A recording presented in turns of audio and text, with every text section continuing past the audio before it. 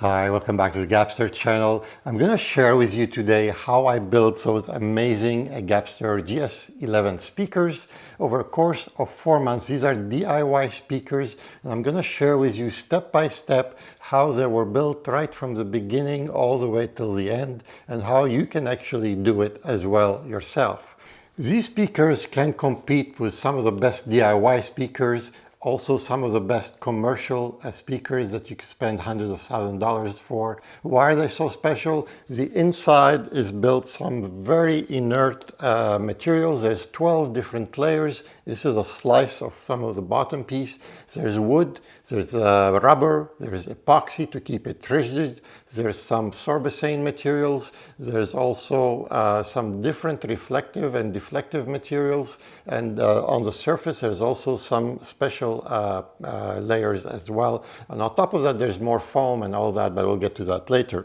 What other thing is that all the drivers are actually decoupled, like the mids are decoupled from the bass, so are the tweeters. They're all decoupled from each other. These are using some of the best drivers that you can source in the world. The mid cabinetry is very unique, something I spent a lot of time fine tuning and tweaking. I call it the Gabster muffler design. It has a certain unique way. It works like a muffler in a car, where it takes the sound and the back wave are actually absorbed so they don't come back and hit the front and smear the sound.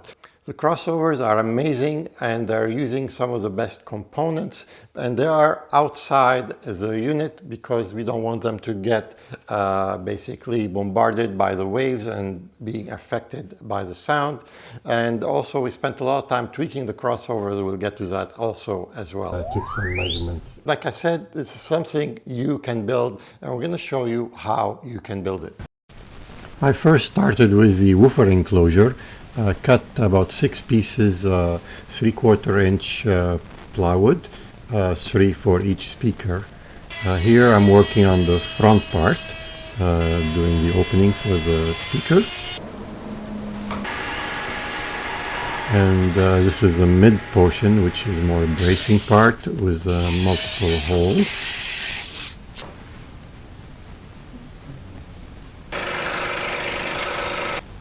And this is the center part of it. These were all routed. We want to avoid any sharp angles in audio. And we started assembling the main woofer enclosure. There's a heavy duty 2x4 linking all 3 portions. Speakers are about 2 feet deep and almost 2 feet wide. I believe they're about 22 inches wide. And here it goes.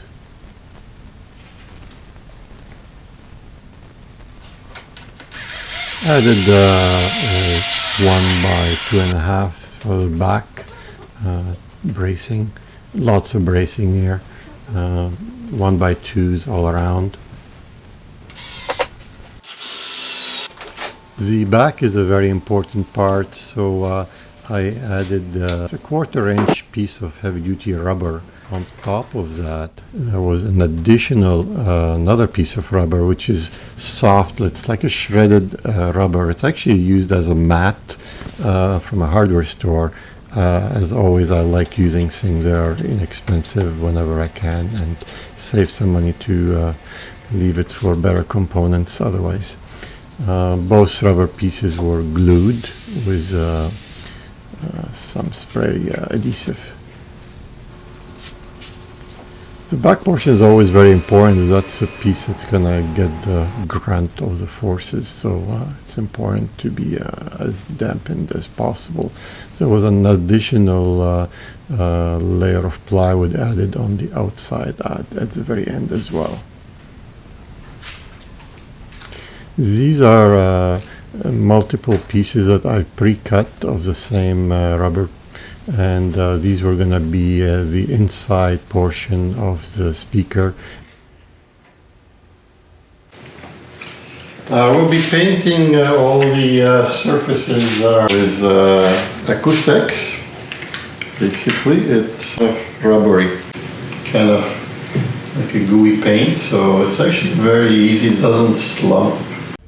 You kind of need about 2 or 3 layers. The whole idea is just keep adding and keep it a little rough as possible. I love this stuff, it works really good. Here it is all painted. Now we started working on the difficult part. It was a very labor intensive. I had to score the plywood where the bends were really tight to avoid any cracks. Some water and some heat helped a lot. This process took a very long time. What you see here in a few seconds was actually a couple hours of work for each layer. In total, we have 8 layers of 1/8 of an inch of plywood. We have a 1/4 inch of rubber, a layer of fiberglass resin impregnated in the wood, and that creates a very rigid structure. There's a sorbicane layer, there's some shredded rubber on top, then you have your foam later. All in all, we've got a 1.5 inch thick wall that's going to be very damped, rigid, and extremely resonance free. On top of that, also you're going to get the 1 inch foam, just like on with the second layer. Generous brushing of white glue, some wood glue.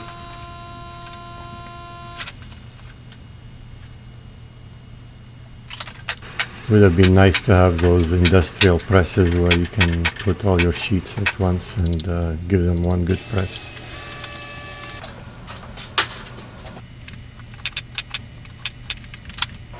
This is a very interesting layer.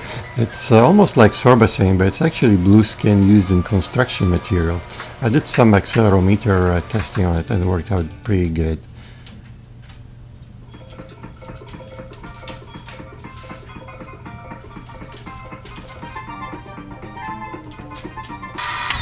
Here goes another layer of plywood. This is a layer of fiberglass. Lots of fiberglass was poured onto both sides of the plywood, and that's going to create a very, very strong, rigid piece in the middle.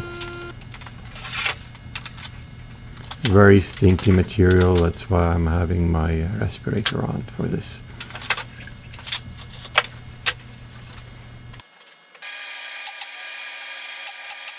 So next layer is a 1/4 inch rubber, and I did cover that with acoustics on top, and between the two it created a nice rubbery bond. After the fiberglass and the rubber, the speakers got very, very heavy. And here goes another layer of plywood on top.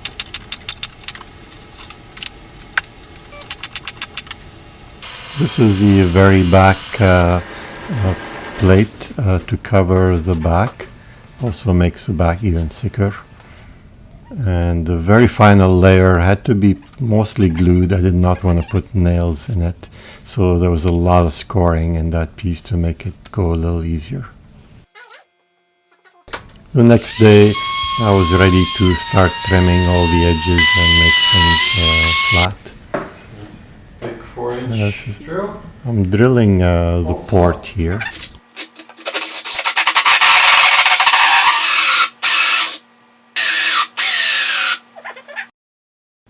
This is the fun part when you get to finish the speakers. 2 layers of lacquer after staining them. Binding posts. These are the fuzzy rubber pieces that we talked about earlier. This is putting some acoustics on one side and gluing them on the back. It takes about a day for them to dry, but eventually they do dry, but it creates a nice bond between the acoustics, rubber and the wood. On top of that there was 2 layers of foam. So as you can see, too many layers.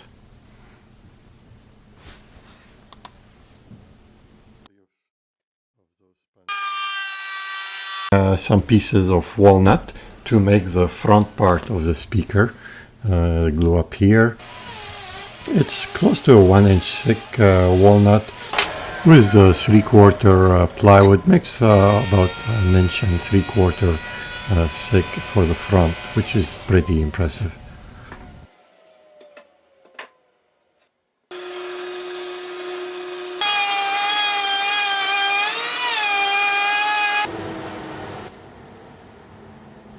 And here it is, now final staining.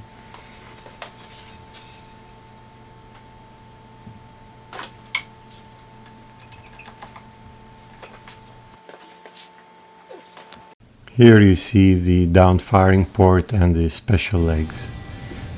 And now that's finished, it got wheeled into the living room.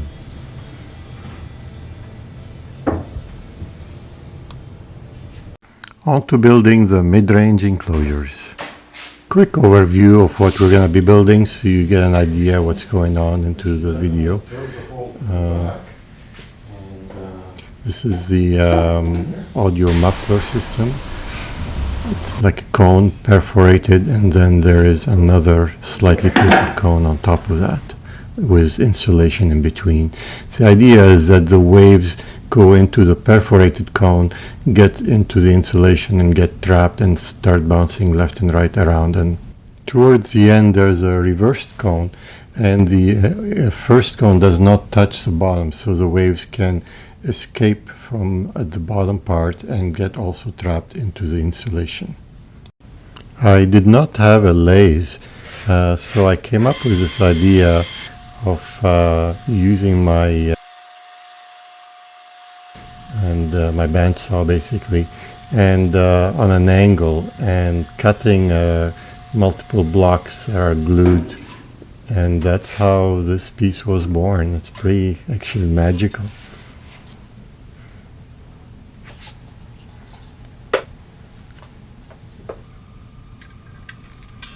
Here I'm working on the front portion of the mid-range. There are 3 pieces.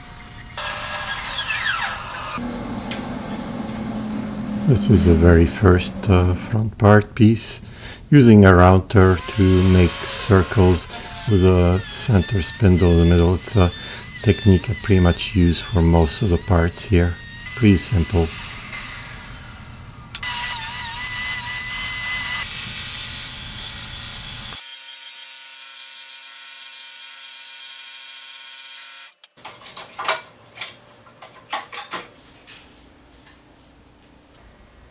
You'll soon see my loyal, curious helper.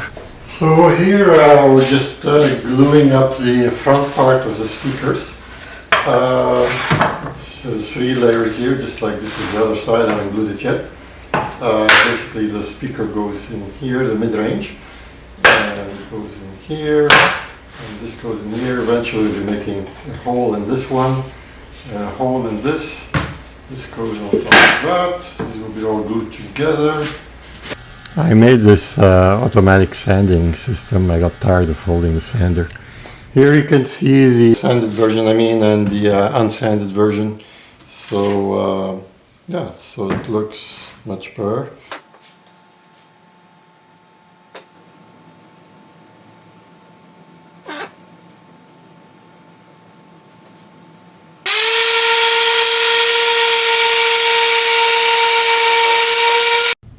The next part you're going to see how I built the cone for the audio muffler system that I made.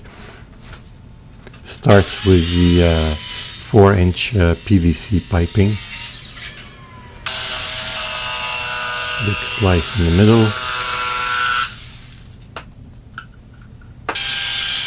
Using a heat gun here to make it softer so it becomes malleable. And I bought those cones, cheap cones, to make a form with.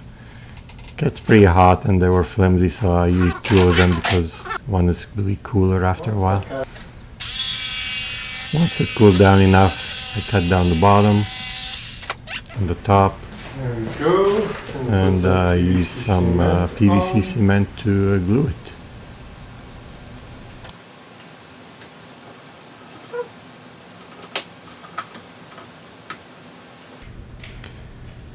I was missing a piece at the bottom, so I later on cut a little piece for it, and I glued it at the bottom to make a perfect cone.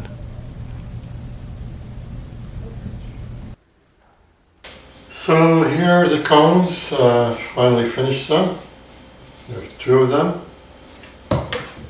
Nice, we patched up the missing square, so it's all good.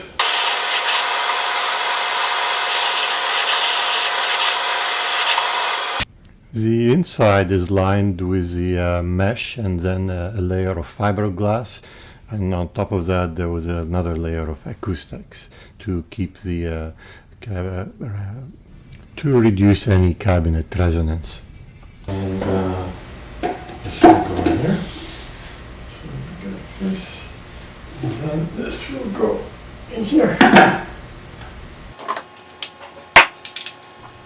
I painted some acoustics as well on the cones to reduce any vibrations in the cones.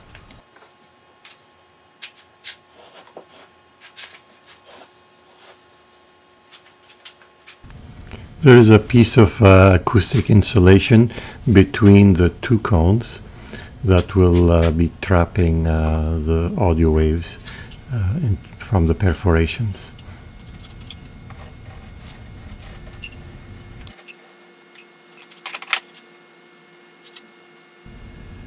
There is a reversed cone that you see here in blue to help direct the waves into the insulation. You don't see it in my video.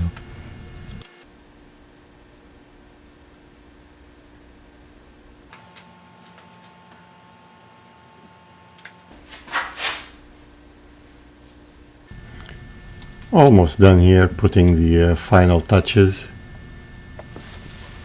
It's always fun when you see them finished. Here it made it into the living room. It has a small base with the sorbacane layer coupling, so the mid-range is actually decoupled from the main base. Soldering the wires. Starting to see some action happening here, getting closer.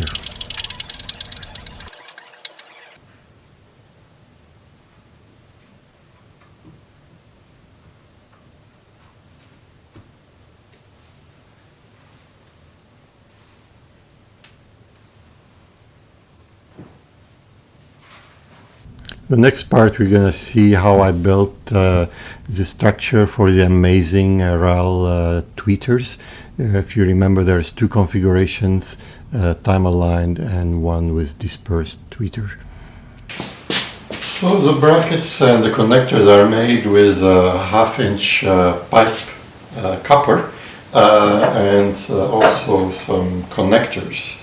The connector usually have a little dimple in the middle. You just have to grind it off so then they can go all the way.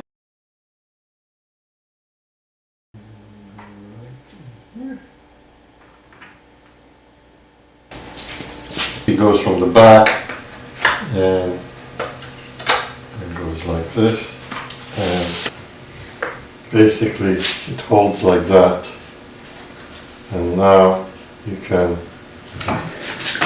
imagine this piece will go here. Forgot how heavy these things are. They're like 10 pounds each. That's gonna hold the tweeter, the heavy tweeter. And here it is, all finished here, and it looks nice and polished. It's sitting on what I call the Gabster legs. They're usually slanted. They are sitting on the isolation by Stack Audio. These are the Auva Big 100s. And this is a little bit of a side view here, you can see. And on the bottom you actually see the crossovers, and sitting just beside them I didn't want to make the video super long, so there's going to be another part about the crossovers and some other things about the speakers, and this video will keep it a little bit shorter. I'm going to put in the top corner here a link about my Gabster TD1 DAC. It's a great vintage yet modern DAC with a combination of in Canada streamers and all its great power supplies. And on this corner there will be a video about the second part of this one, so people can just carry on. The speaker is in the middle for those folks who would like to subscribe and support the channel, and there's also my Patreon if you would like to support me and help the channel even further. Take care, and I hope to see you again.